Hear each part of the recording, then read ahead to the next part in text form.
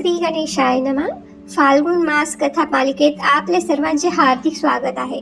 दररोज प्रातःकाळी येणाऱ्या या कथांचे श्रवण करून आपण फाल्गुन मासात अधिकाधिक भगवान शिवांची भक्ती व आराधना करत असाल अशी आम्हाला आशा आहे. या कथा आपल्या आध्यात्मिक जीवनात अमृतबिंदू सारख्या ठरोत. ह्याच प्रार्थनेसह चला आपण आपली ही कथा यात्रा पुढे नेऊया आणि आजची फाल्गुन मास कथा ऐकूया. चला तर मग आजची कथा आरंभ करूया.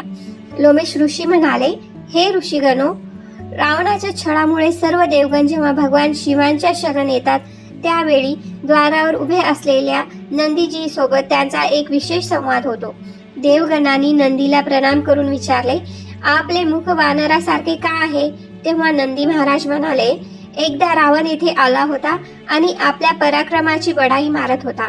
तेव्हा मी त्यांना म्हणालो, बंधू, तुम्ही शिवलिंगाचे उपासक आहेत आणि मीही शिवलिंगाचा उपासक आहे. मग आपण समान असताना माझ्या समोर ही व्यर्थ बढाई का मारता? माझे हे बोलणे ऐकून रावणानेही तुमच्याप्रमाणेच माझ्या वानर मुखाचे कारण विचारले. तेव्हा मी त्याला सांगितले की हे माझ्या शिव उपासनेचे मागितलेले फळ आहे. भगवान शिव मला आपले सारूप्य देत होते, पण ते मी स्वीकारले नाही. मी वानरासारखेच मुख मागितले. भगवान अत्यंत दयाळू आहेत. त्यांनी कृपापूर्वक मला माझी मागणी पूर्ण करून दिली. जे अभिमान रहित, दंभ शून्य आणि परिग्रहापासून दूर असतात ते भगवान शंकरांना प्रिय असतात. या उलट जे अभिमानी, दंभी व परिग्रही असतात ते शिवांच्या कल्याणकारी कृपेपासून वंचित राहतात. रावण माझ्याशी बोलताना आपल्या तपोबलाची स्तुती करू लागला. तो म्हणाला, मी बुद्धिमान आहे.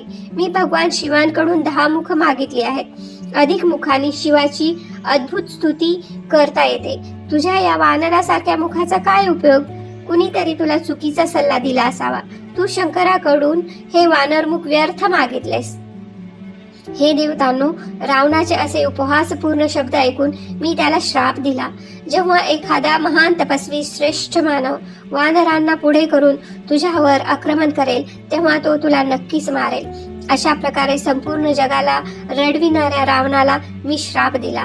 आता देवाधिदेव महादेव साक्षात विष्णू स्वरूप आहेत, म्हणून तुम्ही सर्वांनी भगवान विष्णूची प्रार्थना करावी.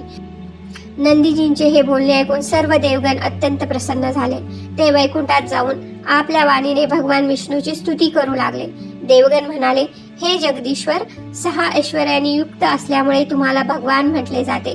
तुम्हाला आमचा नमस्कार आहे. हे संपूर्ण चराचर विश्व तुमच्या आधारावर उभे आहे. हे जग एक लिंग आहे ज्याला तुम्ही आधारपीठ रूपाने धारण केले आहे. पूर्वीही तुम्ही अनेक वेळा आमच्यासाठी अवतार घेतले आहेत. तुम्ही मत्स्यरूप धारण करून ब्रह्माजींच्या मुखात वेगाची स्थापना केली. हयग्रीव रूपात मधुकैटभांचा संहार केला. कच्छ अवतारात मंदारचल पर्वत पाठीवर उचलला. वराह रूपात हिरण्याक्षाचा वध केला.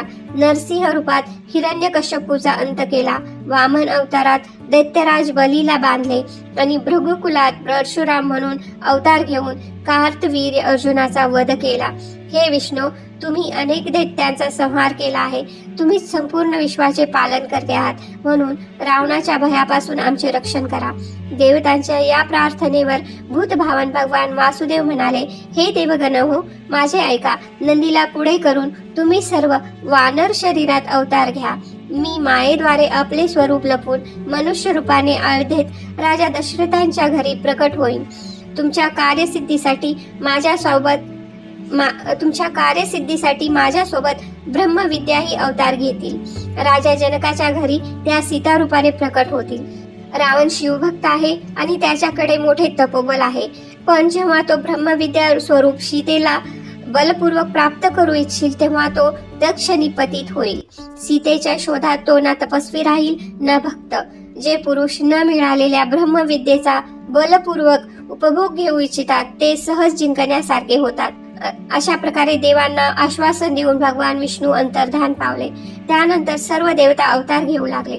इंद्राच्या अंशातून बाली, सूर्याच्या अंशातून सुग्रीव, ब्रह्माजींच्या अंशातून जांबवंत प्रकट झाले. शिलांदाचे पुत्र नंदी, जे भगवान शिवाचे अनुचर आणि 11वे रुद्र होते, ते महाकपी हनुमान म्हणून अवतरले. इतर देवताही विविध कपी रूपात प्रकट झाले. साक्षात भगवान विष्णू, माता कौशल्याचा आनंद वाढवणारे श्रीराम झाले. संपूर्ण विश्व त्यांच्या स्वरूपात रमते म्हणून विद्वान त्यांना राम म्हणतात. विष्णू भक्त शेषनाग लक्ष्मण रूपाने अवतरले. विष्णूंच्या भुजदंडातून भरत व शत्रुघ्न हे 2 पराक्रमी वीर उत्पन्न झाले. मिथिलाधिपती जनकाची कन्या सीता साक्षात ब्रह्मविद्या होती. भूमी नांगरली जात असताना ती भूमीमधून प्रकट झाली म्हणून तिला सीता म्हणून ओळखले गेले. मिथिलेत जन्म झाल्यामुळे मैथिली व जनक कन्या असल्याने जानकी असे तिचे नाव झाले. पूर्वजन्मी तिचे नाव वेदवती होते. राजा जनकाने ब्रह्मविद्या स्वरूप सीतेला परमात्मा श्रीरामांच्या सेवेत अर्पण केले. देव कार्याच्या सिद्धीसाठी श्रीराम वनवासात गेले. लक्ष्मण, भरत व शत्रुघ्न यांनीही कठोर तप केले. 6 महिन्यांच्या युद्धानंतर श्रीरामांनी रावणाचा वध केला. भगवान विष्णूच्या शस्त्रांनी मारला गेलेला रावण आपल्या गण पुत्र व बांधवासह शिव सारूप्याला प्राप्त झाला. जो कोणी 12 ज्योतिर्लिंगापैकी कोणत्याही शिवलिंगाची पूजा करतो, तो स्त्री असो, शूद्र असो किंवा अत्यंत हीन असो, तो नक्कीच सर्व दुःखाचा नाश करणाऱ्या शिवांना प्राप्त होतो. जो मनावर नियंत्रण ठेवून शिवध्यानात लीन राहतो, त्याचे अज्ञान नष्ट होते व तो गुणातीत होऊन मोक्षास प्राप्त होतो. म्हणून सर्व देहधाऱ्यासाठी शिवलिंग पूजन अत्यंत कल्याणकारी आहे. भगवान शिव लिंग रूपाने प्रकट होऊन चराचर विश्वाचा उद्धार करतात.